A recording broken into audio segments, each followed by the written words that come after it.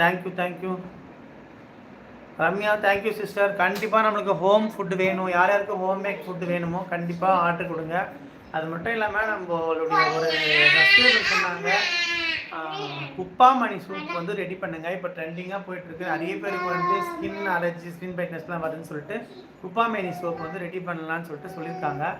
நம்ம அது ரெடி பண்ணுமோன்னு தெரியல, பட் சரி ஓகே, நம்மளுக்கு வந்து ஓகே ஆயிடுச்சு அப்படின்னா குப்பாமணி சோப் அது எப்படின்னா நம்ம வந்து குப்பாமணி இலையை வந்து பறித்து அதை அரைச்சி அதில் வந்து ஒரு சில அந்த சோப்புக்கு தேவையான பொருளாக நம்ம மிக்ஸ் பண்ணி நம்ம சேல்ஸ் ரெடி பண்ண போகிறோம்.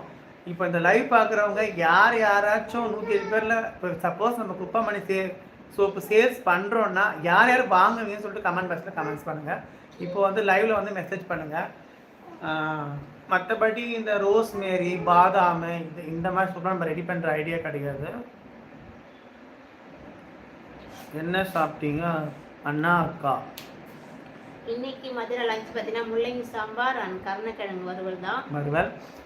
குப்பாமேனி சோப் எதுக்காக நம்ம தயார் பண்ணணும்னு சொன்னால், நிறைய பேருக்கு வந்து ஃபேஸில் வந்து இப்போ எனக்கே எப்படி இருக்கு பார்த்தீங்களா, இது எனக்கு ரொம்ப அதிகமாக இருந்துச்சு. நானே அது வந்து ஒருத்தவங்க தயார் பண்ணதை வாங்கி நான் போட்டு பார்த்து இப்போ நல்லா ஓரளவுக்கு அரிப்பே இருக்காது.